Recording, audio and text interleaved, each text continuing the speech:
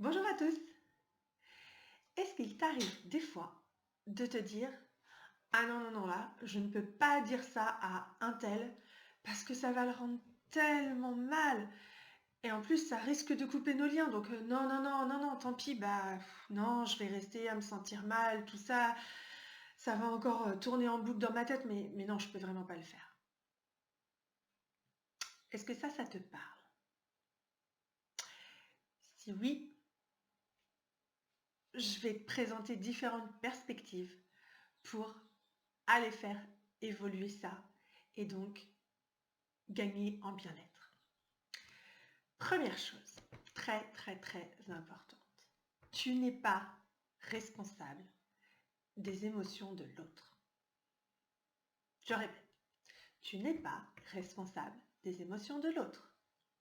Une émotion, c'est quelque chose que l'on ressent en réponse à un stimulus extérieur. Donc, c'est la personne qui ressent l'émotion qui en est, on va dire, responsable, parce que c'est à l'intérieur d'elle. D'accord? Et il y a plein de raisons qui vont faire qu'elle va réagir à ce stimulus ou pas du tout. Donc ça ne dépend pas de toi. Par contre, on est d'accord. Tu es responsable de la façon dont tu vas nommer les choses, de l'énergie que tu vas engager dans la discussion, de ton intention aussi dans cette discussion, dans les propos que tu vas prononcer. Ça oui, ça t'appartient. Une fois que ça, c'est bien fait, entre guillemets, ça n'est plus de ton ressort. Ce rappel me semblait extrêmement important. Deuxième chose, ce n'est pas toi qui est le stimulus en particulier, c'est ce que tu dis. Ce n'est pas toi, la personne, ton identité, etc. C'est tes mots, c'est ce que tu dis. Et bien sûr, la façon dont tu le dis. Pourquoi je te parle de ça? Imagine que ça représente ce que tu vas dire à la personne qui potentiellement peut être difficile, peut être compliqué à recevoir. Tu vois, la distinction, c'est que ce n'est pas toi en fait. Donc ça veut dire que s'il n'y a pas ces mots, tu restes toujours la même personne.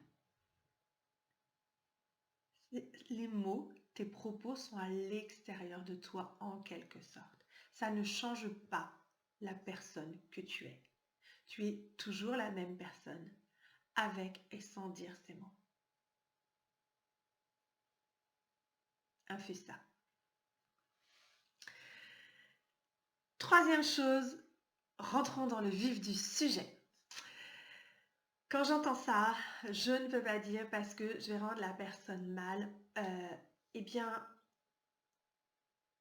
ça peut évoquer plusieurs choses. Ça peut évoquer soit une croyance, quelque chose, une croyance qu'on t'a transmise, ou une croyance que ton système de protection a mis en place suite à différentes expériences qui ont conduit à cette conclusion-là. Ok? Maintenant, ta responsabilité, c'est est-ce que tu as envie de continuer à croire ça? Est-ce que ça te sert ou est-ce que ça te limite? Il n'y a pas de bonne réponse, il y a juste la tienne. Concernant les croyances, ça peut être aussi une croyance qu'on t'a transmise par tes parents, ton conjoint, des proches, etc., etc.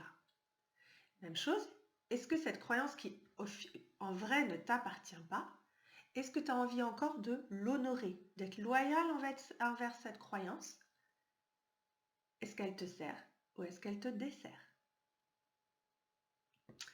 Ça, c'est la première chose sur les croyances. Alors, il y a aussi la deuxième croyance qui va bien avec, c'est je vais rendre l'autre mal et notre relation va s'arrêter ou elle va me rejeter, etc., etc.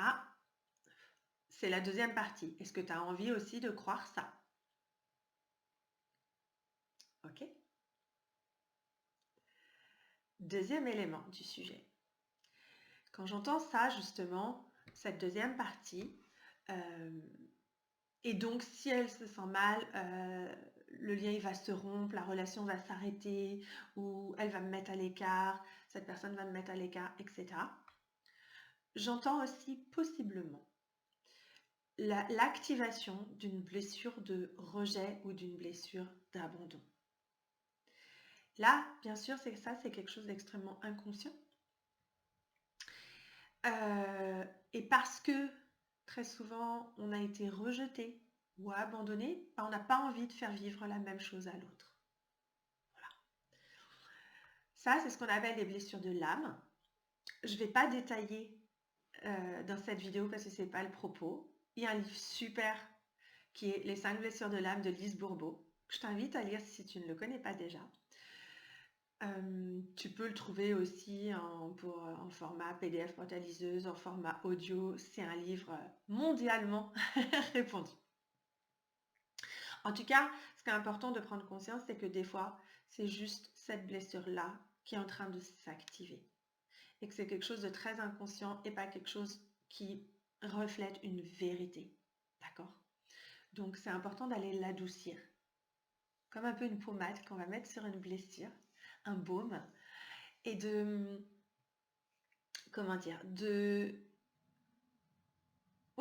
se mettre de la conscience dessus en se disant, hey, ok, il y a eu d'autres fois où moi, j'ai pas aimé avoir été rejetée ou abandonnée, et j'ai pas envie de faire vivre ça à l'autre. Et j'ai pas aussi envie de le revivre une autre fois, mais ça, c'était avant. Peut-être que dans cette fois-ci, cette fois-là, ça va se passer autrement. Et là, ça ouvre une porte tout de suite. Ça apaise. On n'est plus dans le catégorique. Il va se passer ça. Quand on a aussi une blessure comme ça qui s'active, forcément ça crée de la tension, ça crée du stress. Donc je t'invite vraiment à déjà respirer, peut-être faire de la cohérence cardiaque, faire du shaking pour te détendre, aller déposer peut-être en mode journaling sur un cahier tout ce que cela t'évoque pour t'apaiser par rapport à ça. Troisième chose, quand on est très ou hypersensible, on est empathique. Ça veut dire qu'on capte les émotions des autres.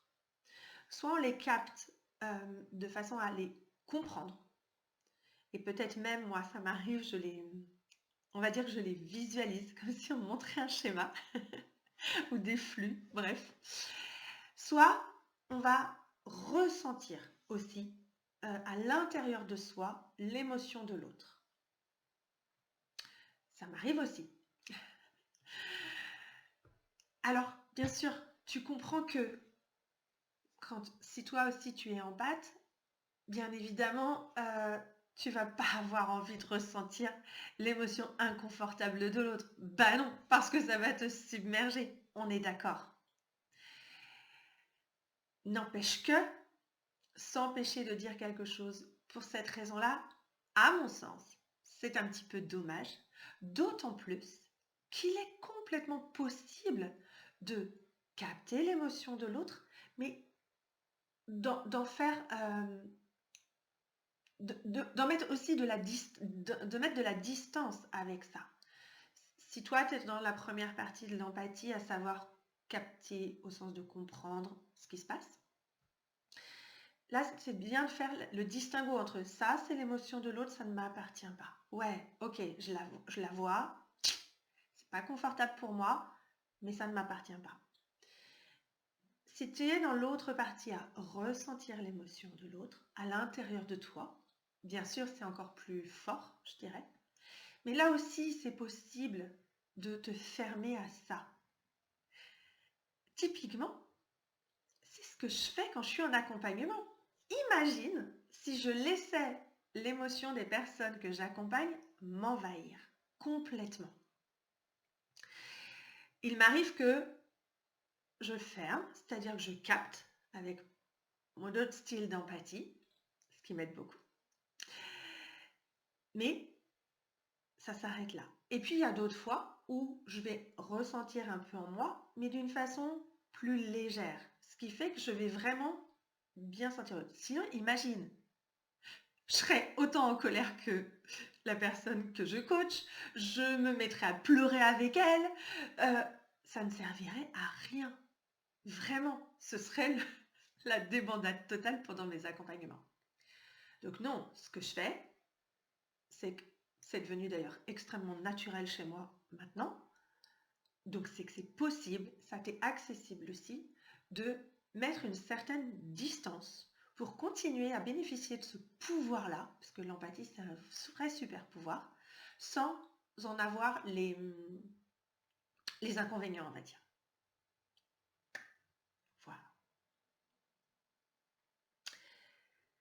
Ça, c'était les 3 points que je voulais évoquer avec toi pour t'apporter des nuances et des perspectives différentes de cette pensée, cette peur de non, je ne peux pas dire ça parce que ça peut mettre l'autre mal et possiblement ça peut rompre le lien. Maintenant, je t'invite à aller un petit peu plus loin sur ton chemin. Connaissant ça, est-ce que tu as réellement envie de maintenir cette situation difficile dans laquelle tu te trouves avec cette personne en l'état actuel des choses? Il n'y a pas de bonne ou de mauvaise réponse. C'est juste la tienne. Ça, c'est extrêmement important. Et sois vraiment, vraiment doux ou douce avec toi, indulgent, indulgente avec toi. C'est tellement, tellement important. Tu en es là où tu en es sur ton chemin et c'est OK. Si la réponse à cela est non, ma première question est pourquoi? Pourquoi là, tu n'as plus envie de maintenir cette situation difficile? Pourquoi tu as envie de la faire bouger? C'est quoi ton ou tes besoins primordiaux qui s'activent là? Qu'est-ce qui fait que là, c'est le bon moment pour faire bouger cette situation? Ça, c'est très très très important d'aller clarifier ça parce que ça va être extrêmement soutenant pour toi lorsque tu vas aller parler à cette personne. Ça va te porter en fait. Parce que oui, ce ne sera pas confortable comme moment, mais ça va te porter parce que tu vas savoir pourquoi tu le fais. Parce que ça honore des besoins très très très importants en toi. Deuxième question. On continue à nourrir ça, là, à renforcer ce socle qui va t'aider. Quels vont être les bénéfices pour toi après avoir parlé de ce dont tu as parlé? Les bénéfices, on va plutôt dire les bénéfices à honorer ces besoins-là que tu as identifiés juste avant. Ça va t'apporter quoi? Et là, j'ai envie de t'amener un petit peu plus loin. Ressens ça dans ton corps. Si tu as besoin, ferme les yeux, intériorise-toi, nomme à haute voix ces bénéfices et projette-toi là-dedans. Peut-être que ça va être, je me sentirai plus au calme en fait. Voilà, je vais me sentir plus au calme, je vais me sentir plus grande parce que j'aurai réussi à le faire. Et là, mon besoin, c'était vraiment ce besoin de calme qui est important. Ce besoin d'apaisement. Ok, je le ressens. Comment ça va être là, juste après, là, mon quotidien avec ce besoin d'apaisement? Comment je vais me vivre en fait? Ça va être quoi?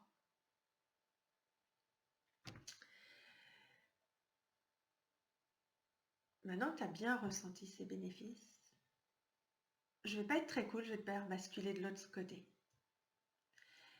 Si tu ne le fais pas, si tu ne vas pas dire ce que tu as à dire, qu'est-ce qui va se passer pour toi? Qu'est-ce qui va se passer et comment tu vas te sentir?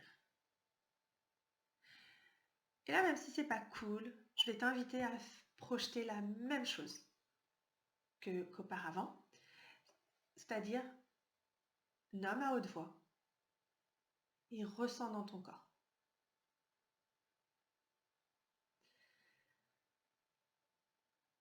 Pourquoi je te parle de ça? C'est que c'est important aussi de mesurer le coût de l'inaction.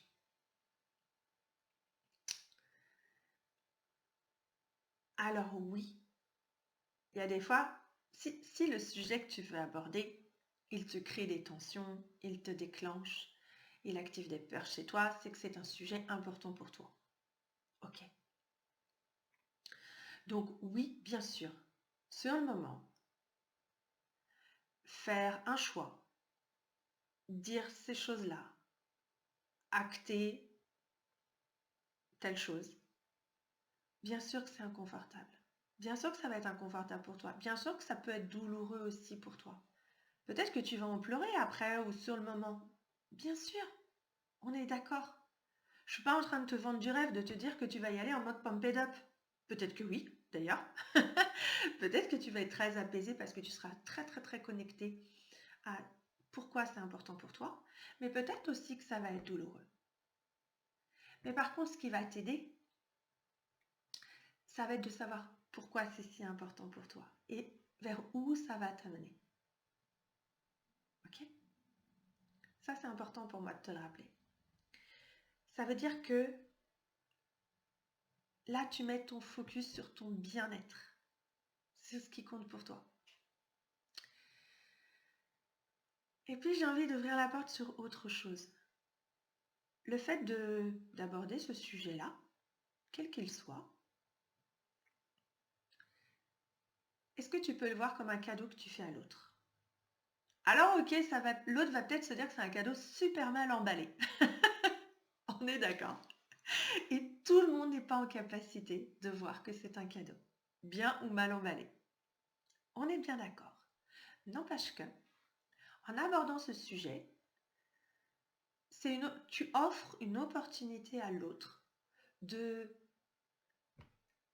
peut-être comprendre les choses autrement, d'avoir une nouvelle perspective, de se positionner, d'affirmer aussi ses besoins, alors qu'il ne le faisait pas avant peut-être, de se remettre en question, de peut-être si c'était quitter un job, c'est peut-être que l'autre va finalement trouver une personne peut-être plus compétente que toi et finalement, au bout du compte, passer la douleur de ce changement, finalement, peut-être que ça va lui servir.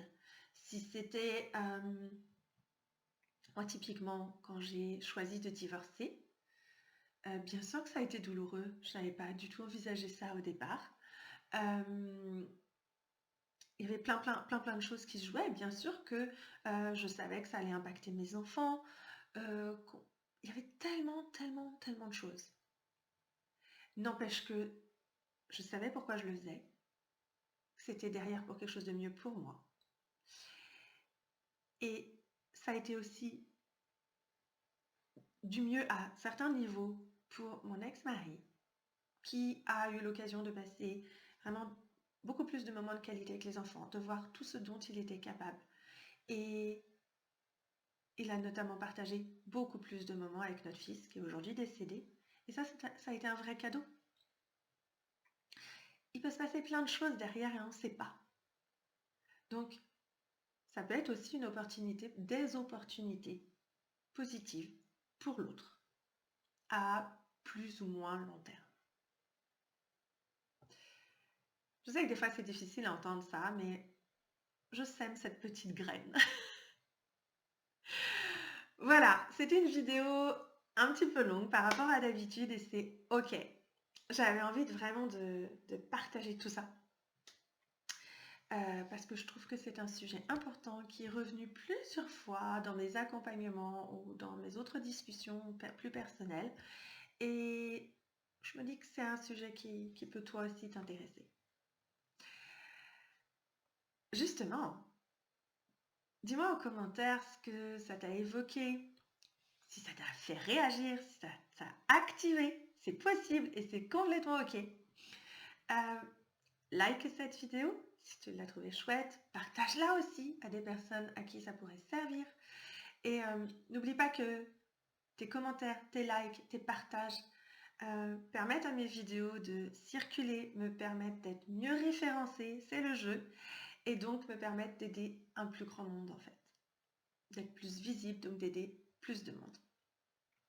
Voilà, prends soin de toi et je te dis à très vite.